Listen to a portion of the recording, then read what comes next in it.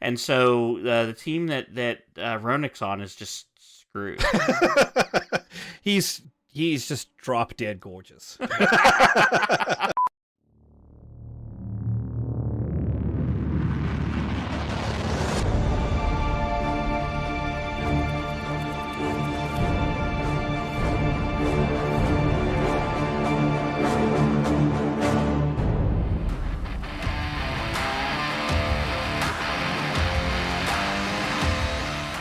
Welcome to Disparate Worlds, where an irresistible force meets an immovable object. I'm Mox the Disparate, and this is Sechari of the Ashes, the 17th drafted overall in the Pantheon Plus draft. Goodness. Yeah, no, this is terrible. I don't even want to do this episode, but I have to. You have to, yeah. Because I have to deal with Mox's ever-inflating ego here over what all happened recently. We will get into that later, but for now, we will be comparing and contrasting the worlds of Pantheon, Rise of the Fallen, and Ashes of Creation. Yes. Oh, goodness. We're going to have to... This is going to be a painful episode for me, guys. Okay, so... hello to you. Welcome. Good to have you here. Welcome to Fight Night here on Disparate Worlds, episode number 17, where Mox, of course, is learning to Mox box. Hopefully I get to box Mox. That would be much better. At least bring him down a peg or two after what all has happened recently. We do need to slip in at this moment that please, dear goodness, like and subscribe this video. It's more because we suck at this YouTube thing and we're terrible at it, and we need you to bail us out. Right, and a pity like and a pity subscribe is the same as a regular like and just subscribe to the algorithm. Yes, bail us out, please. Keep us afloat so that at least maybe we can accomplish something good. Goodness knows there's been terrible things that have happened enough recently. Yeah, so let's talk about what we want to do with this episode. It's a Worlds episode. Like I said, it was Fight Night. Whenever you see Worlds, it means that we're going to do a direct comparison between the two games, whereas typically we try to handle one or the other with a typical episode. So, episode 13, we got to sit with Nephila and with Joppa and just interview them with regard to crafting and gathering in Pantheon. We unpacked that, did a review episode with Nathan Napalm in episode 14. Episode 16, we shifted our gaze to Ashes of Creation and kind of looked at what we can find out or can learn about crafting and about gathering in Ashes. And so this one is like we did formerly. It's time to face them off and actually kind of zoom out and compare the two. Right. Have a few categories and see which one out of the two we think is winning at this current time. So, here it's going to be painful to get into the news, but let's get into the news before we start all of this. Okay, so I'm tempted to make Mox do the Ashes news, so that way I can cover the Pantheon news and make it less painful for myself. What? You mean you don't agree to this? Nope. We have a clear, distinct, document that sets out our responsibilities, and the Ashes news falls into your sphere. It is my sphere. The Venn diagram does not overlap in this instance. I'm sorry. Oh goodness! People think we're joking. We actually do have stuff like that. Right. Let's not talk too much shop here. Don't let them peek behind the curtain too much. Yeah, we're embarrassed about the state of our rooms. So, all right, let's go through the Ashes news real quick. April 12th, Steven appeared on the Ashes Pathfinders podcast, episode number 121. It's called Vision with Steven Sharif. That's Cy Mergen, friends, so be sure to check that out. Very good. And then April 14th, there was the April Creative Directors Letter, which, Mox, this one was kind of standard, right? It was not one where we've seen much difference. No, there was a 0.01 upgrade to the Unreal Engine. That was the highlight, I think, of the highlight. Yeah, it's now on a 4.26 as opposed to 4.25, which I believe is 0.01 louder. Or brighter, right. Or something. Yeah, so it's the standard stuff that we've seen, lately in Ashes of Creation updates. Alpha 1, they've mentioned about pushing that one back 2 months. Right. That makes sense, with what they found in previous Alpha 1 sessions, so that's fine. There was the engine upgrade, continued hiring, of course. Right. I'm glad to see that the studio is growing and are scaling up. That's very good. And then a return to the office is obviously one of the things that they're trying to accomplish. Yeah. Sometime between now and June 15th. And now, if that happens, that's going to allow them, obviously being together, you can collaborate more. There's the ability to whiteboard things out, which you don't necessarily have available. When you're just everyone's working remote. So we'll see a return once they're able to do that of content like the developer diaries, which is good stuff. As more updates we can get from their studio, the better. I'm happy to see stuff like that. So, and then of course things are looking good for Alpha 1 sales, right, for the big month-long session in June. So yeah, I mean, Mox, I think they probably wouldn't have that much in their content about, hey, they wouldn't keep prompting about it unless it was going to happen. Right. So I think it's very likely at this point. Yes. So hopefully you will get into that if it's not cost prohibitive. Absolutely. Yes, cost prohibitive. That's keep my fingers crossed on that one for sure. April 16th, Margaret Crone, who is their community marketing lead, met with a Golden Feather podcast, so very cool there. Episode number 48, they actually called it Meet the Community Marketing Lead, so they got to hang out with her, and that was cool. Cool to see. And then April 17th, actually something that's kind of directly related to what we're talking about tonight. I think Steven is very happy with his Twitter account, Mox. Yeah. He leaks quote unquote content, but if it comes from the creative director, is it really a leak? Right. I don't. And I wonder why he didn't have one before. Was he afraid of it? Was he banned from it for some reason? Probably wise to be afraid of Twitter. That is probably true. Should be afraid of Reddit as well, actually. So. So he gave us a screenshot of a mount that I believe is only going to be creatable via animal husbandry. Right. And that's cool to see. Yeah. So yeah, I mean, yeah, we'll cover that a little bit more, I think, as we talk about the comparison in crafting disciplines tonight. Right. All right, Mr. Mox, let's do it. Let's get this over with. All right. So, for those that aren't familiar with the process, I'm going to just explain to you a little briefly what a fantasy draft is. So in the sports worlds, we'll take football for example, fans will draft a team of players that comes from the pool of all NFL players. They'll draft some quarterbacks, running backs, receivers, and they'll be from various teams. And then depending on how those players do in their game that week, they score points for the team that... Right, like if a kicker makes 3 kicks, right, he makes more points than a kicker who would make 1 kick. Right, exactly. And then you're competing against somebody else who drafted, and then you combine all your points, and then you have wins and losses, and then... So that's kind of what you do in the sports world. So Pantheon Plus had last year, and now this year, did their second dungeon draft from content creators, Visionary Realms, employees, and other community members that are prominent. And they had this pool of people that was available for captains to draft from. So Minus and Drac were there from Pantheon Plus. Nathan Napalm was there. There was somebody from VR, and then there was somebody from the community. And they all got to pick from this pool of players. And we were very honored to be included in this. I was more honored than some of us Sechari more than others.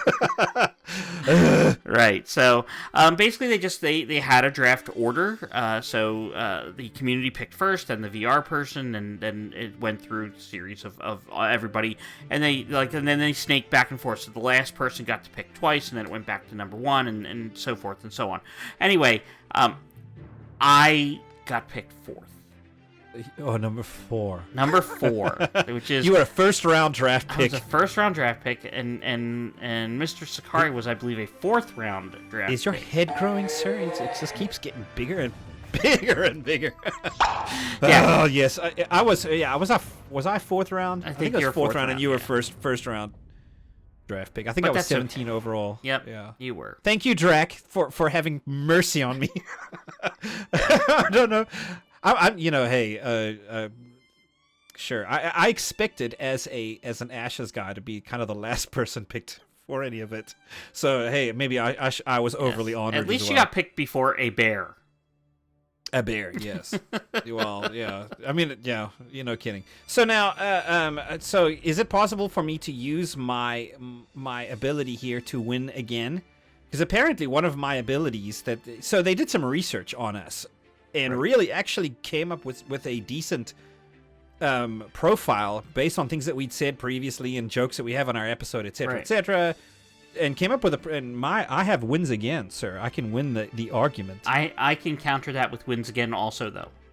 Wait, what? I have wins again also. I get to win another argument on the Disparate Worlds podcast, buffing my party with mana regen. Well, in that case, I'll have to turn this whole thing to ashes. That's my big skill, apparently. I can use knowledge of ashes of creation to turn the target mob into a pile of burning carbon. Well, there you go. So. Or but we're teammates, this episode. So fortunately, this being Pantheon, I don't have to worry about friendly fire. So you cannot harm me, sir. So thankfully, yeah. Anyway, it was fun. Yeah, it was a ball. They build these teams. Now, there's nothing they can do with them, right? There's Not yet. Nothing at all that they can do with it.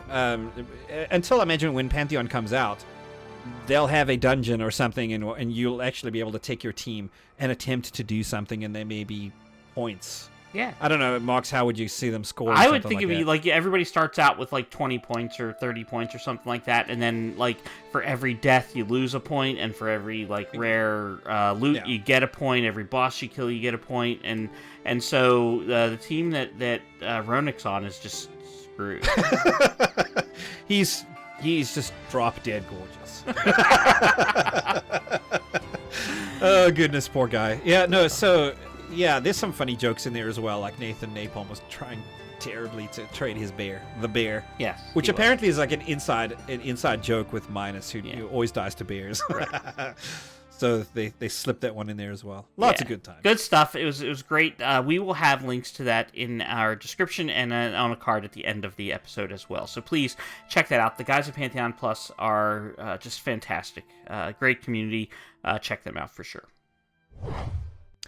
All right, I'm so glad that's over. I don't want to bring that up again, but I'm sure it's probably going to come up again. It's going to come back like fungus on a toenail, man. Yeah, I don't know what your toenails look like, but hey, let's just leave that there, shall we? Maybe somebody will craft some cream for that for me. No. Yeah. I'm kidding. So here's a cream crafter. Is that one of these? Please, we need somebody to really knock it out of the park on that crafting effort. Okay, friends, let's get into the meat and potatoes, so to speak, of this episode. We have a number of categories, and what we're going to do is compare Ashes of Creation, the winner, to Pantheon in the realm of gathering and manufacturing and crafting of all kinds. So I'm going to list our categories here, and then Mox and I are going to try our very best to define them. Right. And as with the last time we did this, we are going to try to be honest about our assessments of both games. Like, just because I'm the Pantheon guy doesn't mean that I can't recognize that there are things about the Ashes crafting that are better, and hopefully vice versa.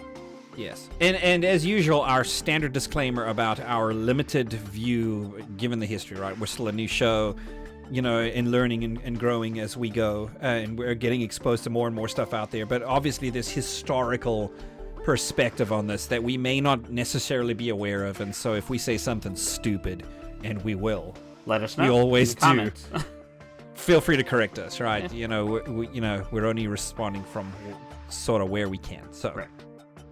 All right. Category number 1 is philosophy and vision. How are we going to describe this? What are they trying to accomplish is the basic thing. Like with their crafting system and crafting and gathering overall. Like, so when I say with their crafting system, I'm including the umbrella of both there. So yes. What are they trying to accomplish with that system is going to be kind of what the philosophy and vision is. Okay, and I think we need to mention here, this is where I was talking earlier when we were kind of figuring this all out. This is comparing apples to oranges very much. Yeah. And, if you're trying to compare apples to oranges, it's kind of unfair. It's not a real comparison. And so you all you can say is they're both fruit. Yeah, I mean, like, that's what they have in common, right? But then you can say, okay, well, how would you rate on a scale of 1 to 10 the tastiness, right? Or the color? And that's kind of the stupid game we're having to play here. Yeah. So that's the idea. So philosophy and vision, of course, is the first category. Second category, originality. Right.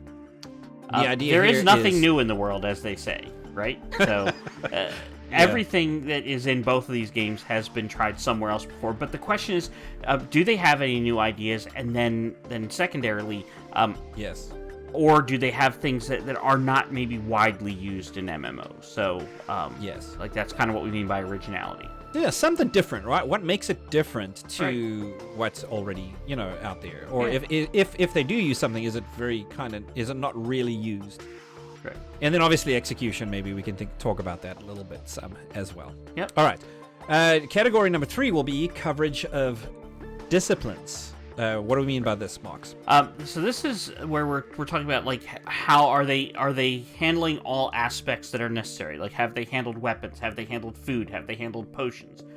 Is there jewelry? Like is everything being covered? Like, are all the needs being met?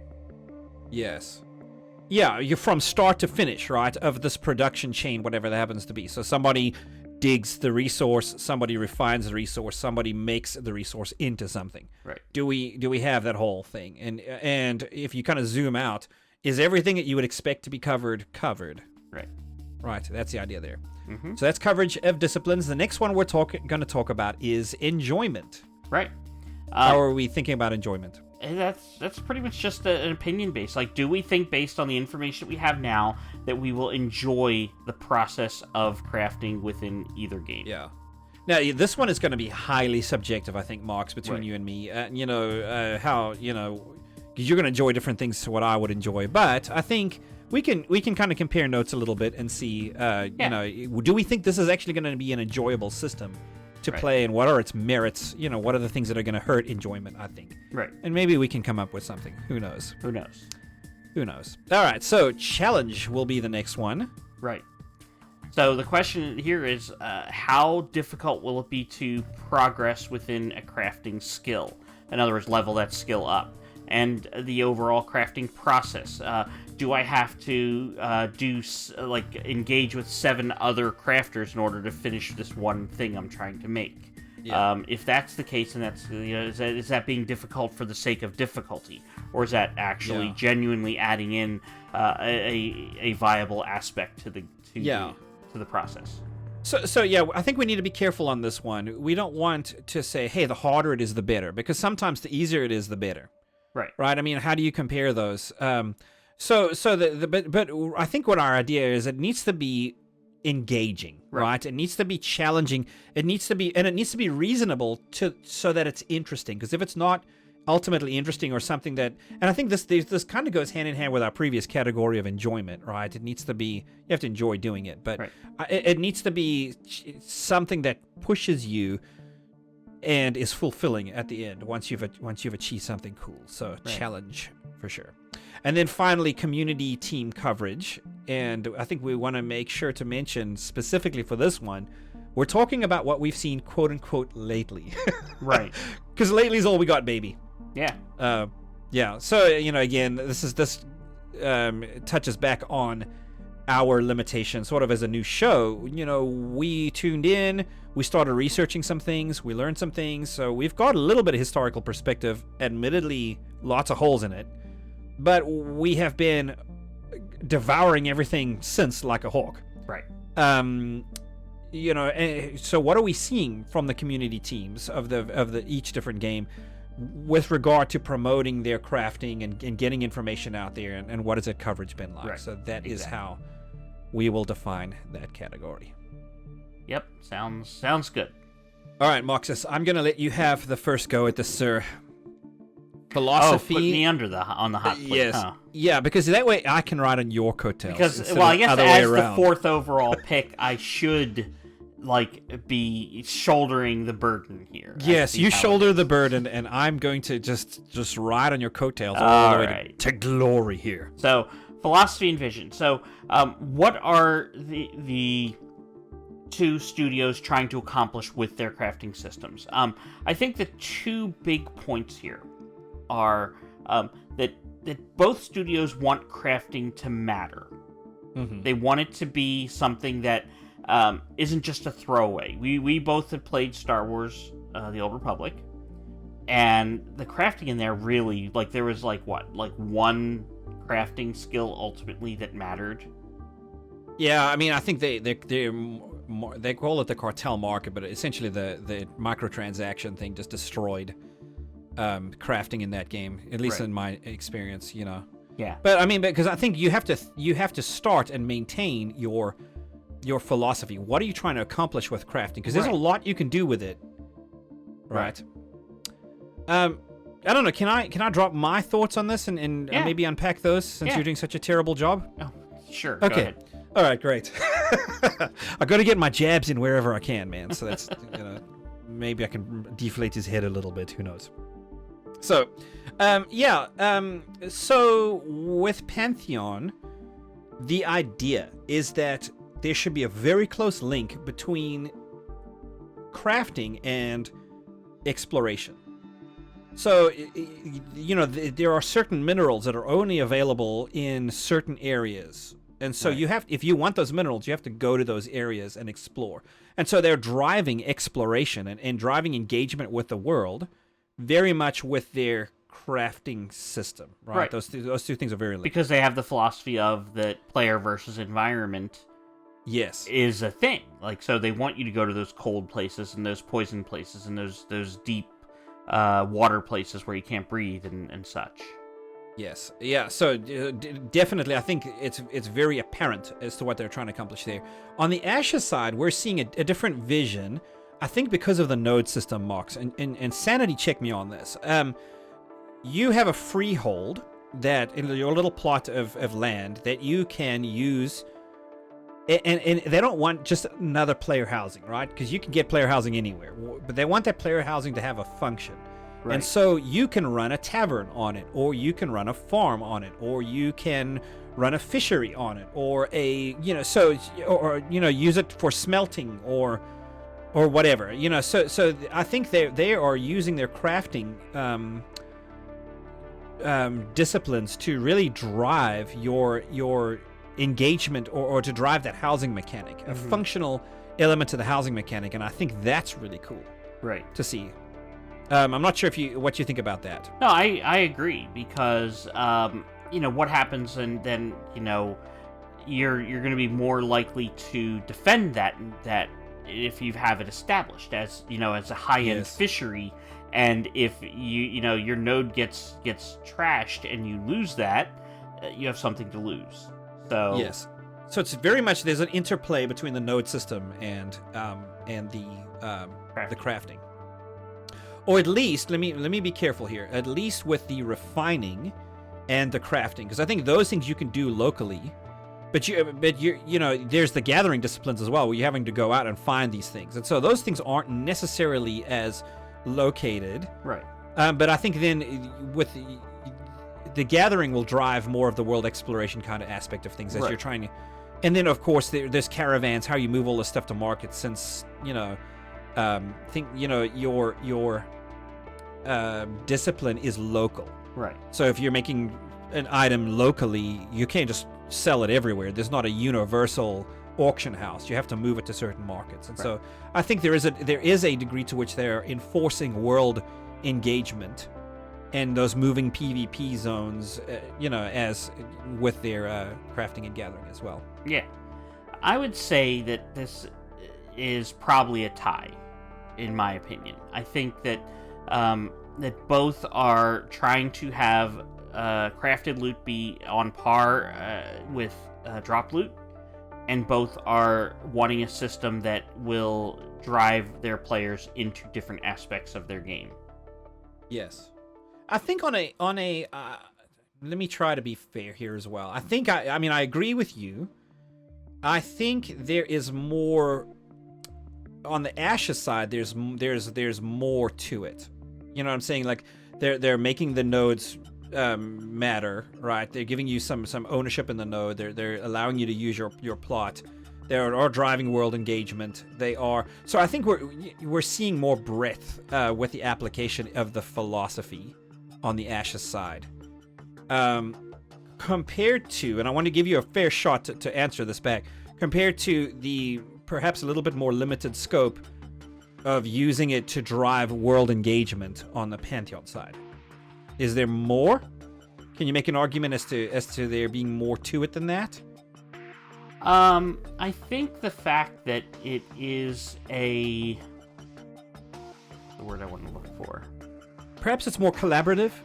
So they were talking about in Pantheon about how it's you can't just do it on your own. It's you have to use a team to do it, and maybe they're driving. I'm trying desperately to be very fair here. Yeah, I understand what you're saying. I'm leaning yes, because slightly if you're toward going Ashes. down into that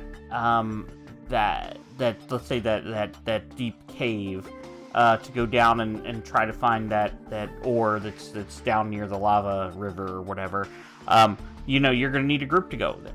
I assume there's going to be some mechanism that's going to prevent stealthing your way all the way down there and grabbing it and sneaking out. So at least I would hope that would be the case for both games, that stealth is going to be limited to a certain degree that way. Don't hate me, Minus, for saying that. But I think that, like, it not only is it driving exploration, it's driving grouping, it's driving, then I guess, but then the question becomes, if you're in a random group and that ore is there, who gets to loot it? Who gets to whack it? Like, that's going to be which is a slight complication, right? But so I'm also seeing, though, that grouping is a necessary defensive mechanism for making it successfully as a crafter, gatherer, whatever, in the Ashes side. You're having to guard the caravans, and so or at least even pay somebody to guard it, because that's going to be a thing as well, right? In a more PvP centered thing, you're still having to group, right? Yeah. I imagine gathering, you are still probably going to have to go into some dangerous areas that you can't really make it on your own. I think that's a given. Mm-hmm. Kind of a thing. So maybe I could see giving Ashes an edge here. Then I mean, you've made the argument, and I'll accept it that the breadth of the Ashes system is slightly better than what broader? Pantheon is showing. The breadth is broader. The breadth is broader. That would be hopefully the breadth is not narrower. So. Right. So all right. So I will acquiesce and give Ashes a win here. Okay, I have successfully deflated his head one notch. Okay. Moving on to originality. Let's talk a little bit about, these two MMOs. Are they doing new cool things or things that we don't see very much of? Okay. Pantheon. No. I don't know. I don't see a lot of new stuff there. Like, it's as far as the what they're offering is very straightforward. The skills that you can get are stuff that you see in every other MMO.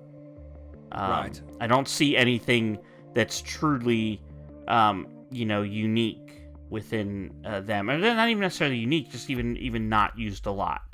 Whereas Ashes has animal husbandry, which to my knowledge was only in Galaxies, had something similar in the bioengineering.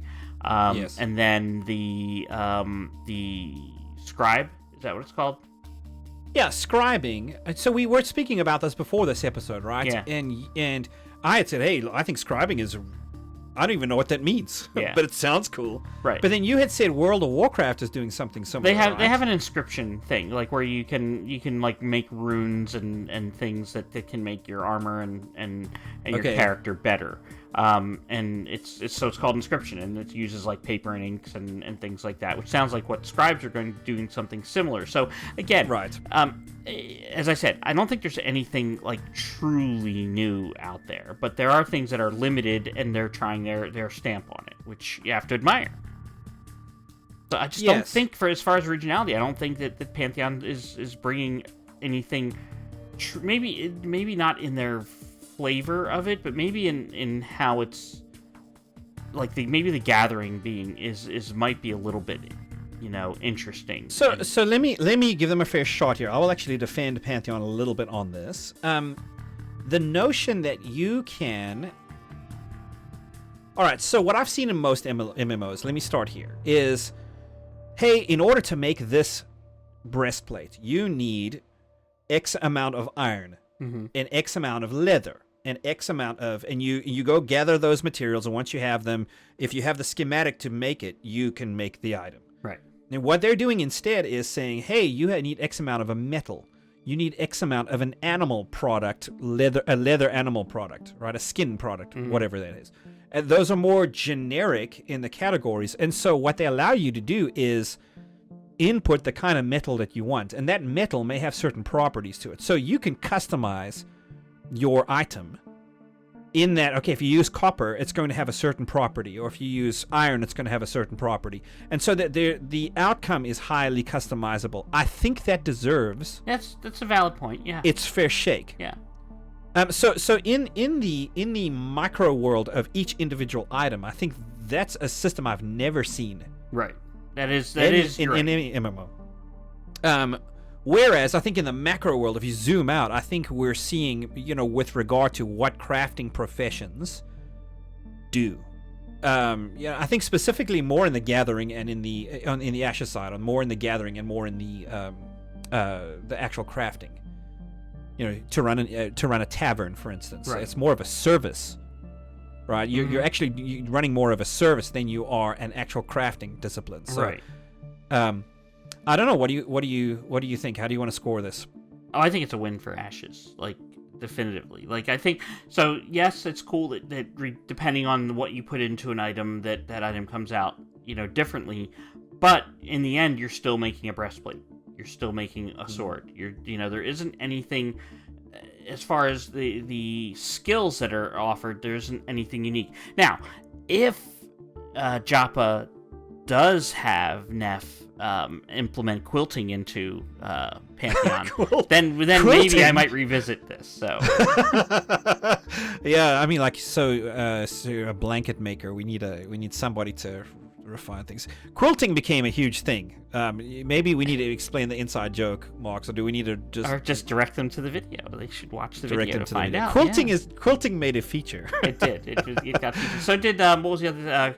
Cross stitch was the other one from somebody at Maya, I think, did cross stitch. So yes. So other than I think it's definitely an Ashes win.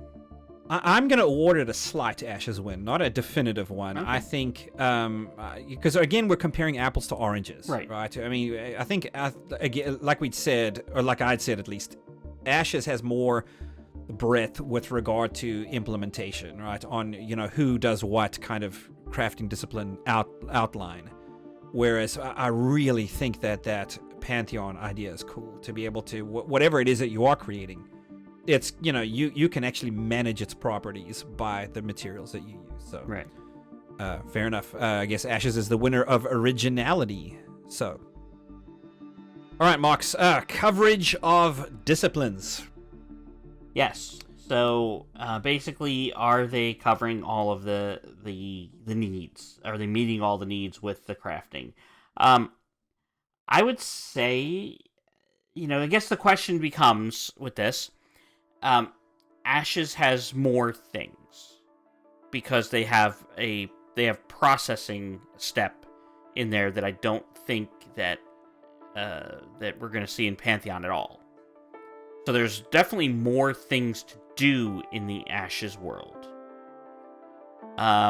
Okay, so they have a siloed outline, right? Where you can only really, I'm the gatherer, but then I need to hand off the goods to a refiner. Right. And then the refiner hands it off to really the crafter that assembles a product. Right. So there's more of a siloed approach there. Okay. Yeah. So there's more to do, but I don't necessarily know that Pantheon lacks for things. They just don't have things that Ashes has. So I don't think that there's a lack on the Pantheon side, just because. Yeah. Let's take for example, just because you don't have American football in England, does not mean that they lack for sports. Yeah, that's fair. Right. So they just have their own version of it. Right. Exactly. And again, comparing apples to oranges. Yeah. Kind of. So, I think both cover the stuff that's needed. You can get armor, you can get potions and food and weapons, all that stuff. I think on both sides really. So I don't think that there's a win for the coverage of disciplines personally. What's your thoughts? Okay, so you're thinking this is going to be a tie? I'm thinking it's going to be a tie. Yeah. Okay. In all honesty, I think I'm going to award this one as a slight Pantheon win. Okay. Now, the reason I'm going to do that is because when we did our unpack episode on the Ashes side, we had a lot of questions on that processing. Who does the? So we know we have a woodcutter. Right. Who do we have a lumber miller? Well, I have a question. Don't know. But doesn't this lack fall under community team coverage versus coverage? I don't know, and maybe it should ding on them twice. Oh, I don't know. I'm okay with that. I'm sure you are. Yeah. So it maybe it's there and they just haven't communicated it, but at least with what we have had exposure to, admittedly limited as that is, to me, so the coverage of disciplines, right? The idea with this category was, do we know, or is there at least a plan that we have had some kind of exposure to where where all the bases are covered, right? So if I think of it in terms of that, yes, we know there is a woodcutter, so we're gathering wood. And we know there's a carpenter on the crafter side, so somehow that wood is getting from the one to the other. Right, from logs into workable wood. Yeah, but who's making the planks? Right? We don't know that. Okay. And we had a lot of questions with that. There was wood cutting. There was we mentioned a butcher. Who was making the meat if you're a farmer, right? Or who is oil pressing if there's olives, right? Yeah. Or I don't know if there is. Yeah. But if you're gathering wool, or if you're like, we didn't see anything really on that processing side, except for animal husbandry and smelting, right? Those are the only two that we really were able to come across. Right. So I mean, we have the inputs that come from the miner, right, who's going to go out there and get ore. The smelter will turn into ingots, I imagine. And then we have the animal husbander, the breeder. Right, the breeder. That will take, I imagine, what a tamer would go gather in the wild and refine it into something, right, with no real actual crafting outcome available for that. But I just think there's just too many holes. There's just too many unknowns, and so I'm going to give this one. I'll take the slight win. I probably would have put that ding down on the community team coverage, but again, if you're willing to double ding them on that, then awesome. You get a twofer, sir. Look at you go. All right, so let's talk about enjoyment. How fun do we think this system is going to be as a whole? What are your thoughts, Mox? So the one big con I have with the Pantheon system is the implementation of tools. That you have to equip your tool in order to gather. I understand. You don't want to have to use a pair of scissors, right? In order to cut a flower. And that's fine. I don't mind, having the tool and needing to have it occupy a space in my inventory.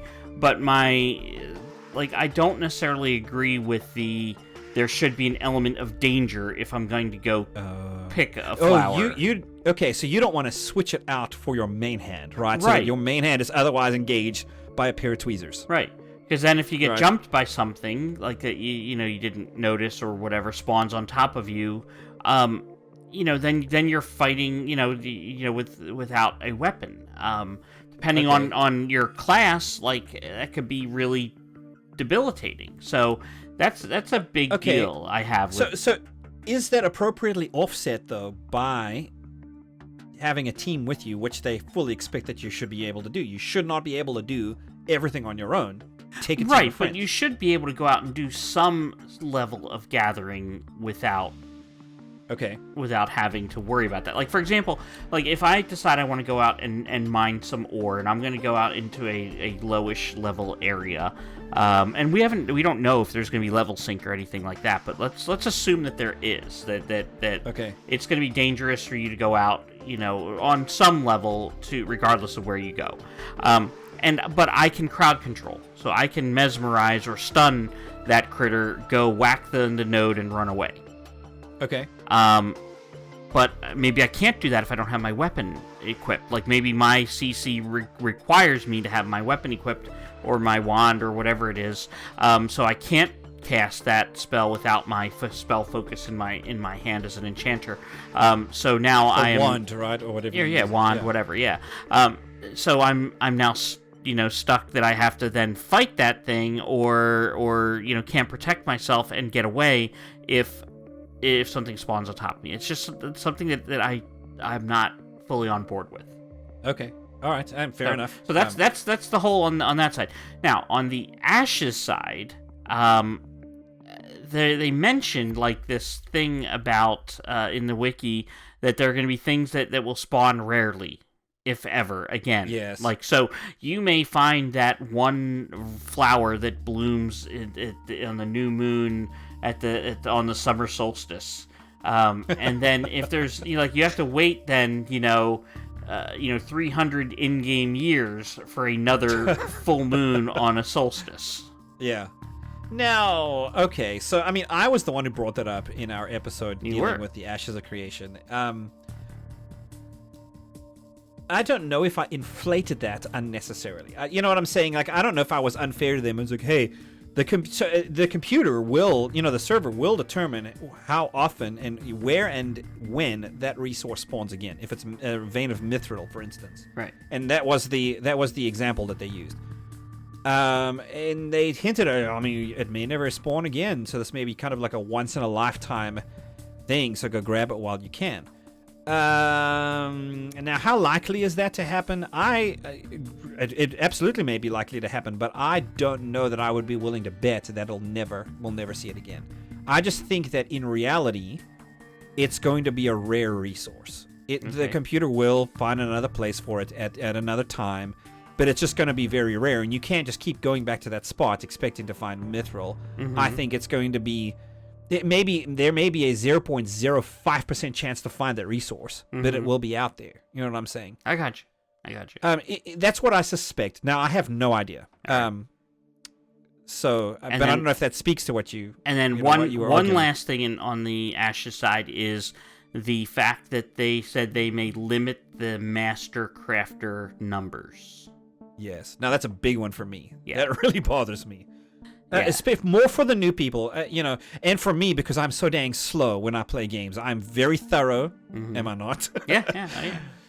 Very, very thorough, and so I move at a very slow pace. Now, if somebody books it there before I do, am I out of luck? I suspect I probably will be, and that is concerning to me. Right. However, now, if I zoom out and talk about the systems as a whole... I mean, I think I would have some enjoyment with Pantheon. I think, going out with friends, picking up something, and then turning around and having to collaborate with that group of friends to create a weapon is going to be fun. Right. We'll have to do that enough in order for all of us to have the items that we're needing. Right. Not really with an understanding as to how drops are going to change that or affect that as we go. Mm-hmm. But I think with regard to the overall system, with the nodes, with the your freehold and using it as a processing or as a crafting plant, having to defend it, moving resources from one place to another via caravans, and I just think that I see more fun and enjoyment with that overall system. So I'm going to, in my opinion, at least for enjoyment, I think I would make a solid award here to Ashes. A solid award, even solid.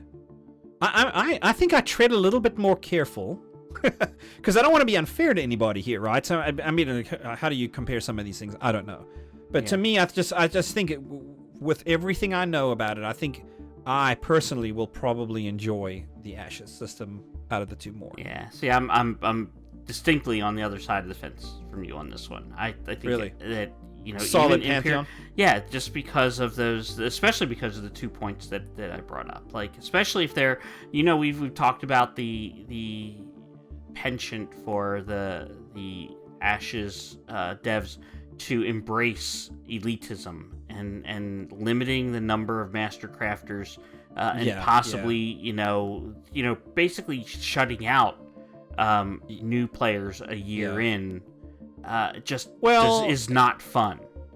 So, I mean, conjecture again. Maybe there's 300 slots available, they fill them up. You give it enough time, and they have some aspect where people that go inactive lose those. They will need to. I don't know how they're going to implement this without having something that goes, okay, we're freeing up this license, you're not using it. Who's the next person in line? If you're that dedicated, and if you're that, even if you're late to the game, my expectation would be you can get there.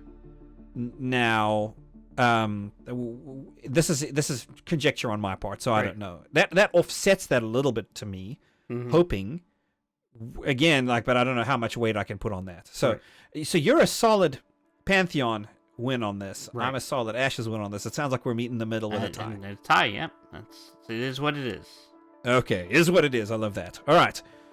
Challenge. Let's talk about challenge. Right. How hard this stuff is going to be. Yeah, and I think that important to restate that we don't want difficulty just for the sake of difficulty. Yes. We want a challenge because I don't want things to just, be easy. But, for example, let's take a World of Warcraft example. If I want to smelt, and I have a stack of 100 copper in my inventory, and I want to smelt that, I can choose a smelt all, and it will just process through. It'll do the bar. It'll go shoop, shoop, shoop, and it'll make me 100 copper bars. Okay, so you just sit there. You go AFK for a minute. Or you go get a drink, go to the restroom, whatever. With Pantheon, you have to click each one. So maybe this actually might take away from the enjoyability a little bit because of that. There is going to be a little bit of tedium involved in the Pantheon side. So do we need to go back a category so you can downrate? I don't think we're going to adjust it. I don't think that's going to change it that much. But I'm trying, folks. I know you are. But that's that's an example of difficulty for difficulty's sake. I don't think that that's a positive for challenge. I think that's a negative here. So we'll ding them here as opposed to on the enjoyment side. Yeah. That's again a small issue for me, but if it is what it is. You have that's the system they have, so we have to do it. I not knowing what all those middle processing things are, we don't know how difficult it's going to be to interact with it, with other crafters that are doing stuff in the Ashes side. So you have the challenge of you have to move stuff to a node to process it, and then you might want to move it somewhere else to sell it, which is part that's not a difficulty. That's philosophy. That's core game. So to me, there is going to be challenge, but that's more of a market challenge, right? Moving it from market to market in order to get it there. I worry a little bit, I'll be honest, about the rating on caravans. After all of the work that you do, will you lose? Surely you're not going to lose 100% of it. Surely. But I don't know. But you will lose some percentage. Doesn't that directly depend on your status? If you're what's the word, corrupted? If you attack someone who's corrupted. Yeah. But I mean, they've built into the game that you will have to move things from market to market. Right. And those caravans are raidable, and people can run away with your stuff, right? There is a loss there. Do we need to chalk that up to an unnecessary challenge? I don't think you can, because that's I think it's deliberate. When you're buying into playing Ashes, you're buying into that. That's just what part it's a risk. Well, it's saying, I don't want to have to use my brake when I drive. Well, then you can't drive. Don't drive. No, that's true. Yeah, and I think that we're talking about risk versus reward a lot in these as well. They want you to have to risk something, and the more you risk, the more the reward is. So if you're going to bulk create something in Ashes and risk moving it from spot to spot, right? You have the reward of being able to make big sales. So fair enough. I mean, I'm not gonna hold that against him, but I do want to ask those questions. Should we count that? Yeah. Yeah, I don't think we know enough on the Ashes side about how difficult it's going to be. It would be nice if we saw it, like, when they're out there, like, doing these videos each month, if we saw it, like, how many nodes are there, like, how many creatures are out there, and I guess we don't really see that on the Ashes side either, but we did get to see some of it show up when they did that, the fortress. On Pantheon side? Yeah, on Pantheon side, did I say? Yeah. Yeah. On Pantheon side, when the content creators went in and did the Fortress of Dever, we got to see that there was a little bit of nodes, and they were able to do a little bit of crafting, so we got to see some, which is more than we've seen on the Ashes side. Sure, yeah. I don't know. To me, I don't see anything with regard to challenge that really offsets one versus another. I think they're both going to be engaging and not necessarily fun, but because we don't want to stumble into the world of enjoyment, which is a separate category here. Yeah. But challenging, right? Or engaging, or something that makes it interesting, right? Without making it necessarily fun. I think that this is a kind of like a wash. Like it's because there's enough going on in both. Where sure, it's fun. It's engaging to have to go deal with group mechanics in a cave in order to gather the resources, right? Or to have to collaborate in Pantheon with friends in order to come up with an item.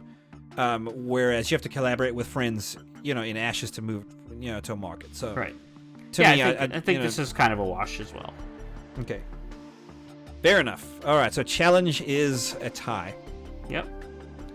All right. Final category, Mr. Mox. Yes. Community team coverage. This is a win for Pantheon. Like, easy. Hands down. Hands down. You cannot make an argument that there is good coverage on the Ashes side of this stuff. We had to go to the wiki to get this stuff. There wasn't any recent videos. There wasn't any. They don't really talk about crafting, other than Steven saying that crafting isn't going to be a big part of Alpha 1. Yes. That was kind of the extent of what we've heard about crafting in the last 6 months. Yes. Okay, so he shows up on interviews here and there everywhere, right? And like we had in our new segment, he's Ashes Pathfinders. It happens, and people can ask him questions, and he answers them. So there is that kind of coverage, but I think if we're talking about coverage in terms of, hey, here's our monthly live stream, here's our creative director's letter. What do those efforts look like? What is the progress of those efforts? Are we seeing things now? I don't know. Are they done? And we're done with them. There's no news updates about them. It's happened before you guys showed up, right? So there's nothing new to say, but we will introduce percentages of it or pieces of it in as we do testing. But those are wrapped up. That may be where we are, and there isn't any news, and so fair enough. Well, we know it's not done though, because we're missing. Like the majority of the processing, the wiki, right? Because the people build the wiki based on everything that's said everywhere that they can find this information, and the fact that we don't have very much on processing, I agree, means that they probably need to bring us up to speed, talk about what they're doing. Right. No, so fair enough. Also, I think they do have a burden. A community team does have a responsibility to catch new people up. People have zoomed in. Oh, what? There's an alpha on a game. Let me go check this out. And they show up, and they're like, okay, what can I learn about this game? I think the community team has to do something to bring those people up to speed. Mm-hmm. We're not seeing much of it on the website, as we've mentioned previously. Now, will we? I hope so. Yeah. We haven't heard anything really from the Ash, from with regard to crafting or the details of it or how the implementation is going to be. It's been mostly environmental stuff here recently in recent live streams. A lot of PvP, just kind of friends hanging out and killing each other. Right. A lot of bear spawning. Yes. So a lot of bear spawning, let me tell you. So I think I agree with you. It's probably a solid Pantheon win on this. Right. Neff it helped a lot with Neff coming onto our show, and then he was also on the. Well, they also did though a whole thing previous to our show. Right. They did a developer update where they spent an hour online talking about his philosophy, his vision for it. Then he did our show, and then he went on and Kilson engaged him on that developer kind of podcast that they did. So and it's one of the ways that I like that the Pantheon community outreach goes is that they're happy to throw here's the person who's responsible for that. Put them out there, and sure, Joppa goes everywhere he goes. I think that's probably a good idea, right? Just have Joppa there. No matter what you do, have Joppa there. Right. And Joppa trusts his people not to let the cat out of the bag or to say something that's going to create unnecessary. I mean, there's some risk, know, involved in there. But their whole idea of, hey, we're going to put this person out here who's responsible for this, and they're going to answer the question, really, I think, does them a service. Right. Whereas everything is very tightly controlled going through Ash's team, with it's really just Steven Sharif who fields most of this stuff. So, and whatever is interesting to him is what we speak about the most. Yep. Right. So, okay, fair enough. Pantheon gets the community. I needed you to lose this, man. Why? Oh, because that would have given you a clear win. Yes, now we because have to that, go to that gut, way. Now we have to go to gut feeling. That way, we balance this whole I was picked later in the draft versus you with my win here in Ashes, and that way you and I are equal footing. Here you go. I will give you a early birthday gift or a late birthday gift. I forget. Here it is. I think overall that Ashes has a more interesting crafting potential. Let's say. Okay.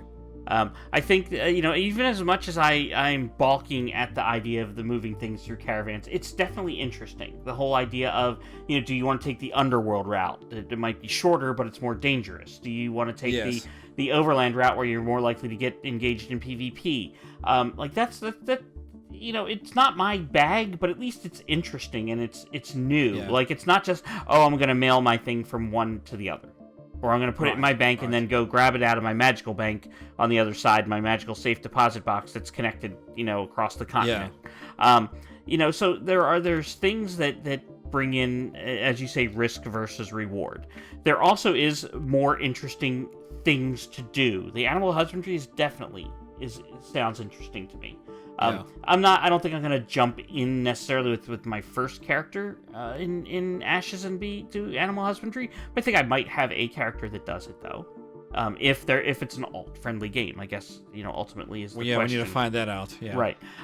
So overall, I think it's probably more like a 60-40 kind of Ashes win for my overall feel of the two systems. I think you invented a category. We said if we tied, we were gonna talk about our overall gut feeling here. That's what I'm doing. It's a tie, right? Yeah, that's what we got right now. So that's where I stand. I think it's probably a 60-40 win on the Ashes side. I think I agree with you. I think, very generally speaking, Pantheon is pretty conservative in its implementation. Now, I don't think that's necessarily their fault. If they had the staffing and the funding to be able to go nuts with it, I think they would. Right. We're not going to see player housing on launch. That's not in the cards. And they know that, and we know that. Yeah. Now, that hurts them in some ways, right? What does a carpenter/woodworker do, if not furniture? Because furniture goes in a house, right? Right. So so I think they get hurt by some things like that. Didn't you know that chairs are improvised weapons, and I can carry a chair around as a blunt bludgeoning weapon? Hopefully. Yeah, you make a club, I don't know. But you know what I'm saying? Like, a carpenter now has to be applied to, slat boards for shields and for... bows and bows, fletching, right? And making of arrows, and there's a place for them, but that's not what a carpenter does. A carpenter works on furniture, and so I think they're hurt some with limitations, and I want to be fair to them in that. Right. But I think with regard to at least what we're going to see at launch, with regard to the vision, what they're wanting to accomplish, I think it boils down to breadth. I think I probably would agree with you that Ashes. My overall feeling on this is that Ashes is going to be the system, but we'll see. Yeah, we'll see how we will see. let us know your thoughts in the comments, please. If you guys think that we're totally off base here and that are in any of these categories or in our overall opinions, let us know in the comments. We'd appreciate it and would look forward to engaging with you. As we wind up this week's episode, we want to remind you to check out the YouTube video of the Pantheon Plus 2021 Dungeon Group Draft. The card will be at the end of our episode. Check us out on Facebook at facebook.com/Disparate Worlds, on Twitter at Disparate Worlds, and at our website, disparateworlds.org. In addition, on our website and in the description below is a link to our Discord. Please join us there, and we'd love to chat with you about the crafting in both of these games. Absolutely. That said, that will be it for us this episode, guys. Thank you so much for watching. Definitely appreciate having you here. Again, do the thing. We speak about it every time. Drop the comment. We'd love to hear what you think. Absolutely. We really do care. Do the like thing, the subscription thing if you are new here, especially. And do the notification bell so that you do not miss upcoming episodes. That said, take care of yourselves, friends. Remember always to be immovable like this guy in your principles and irresistible in your passion like me.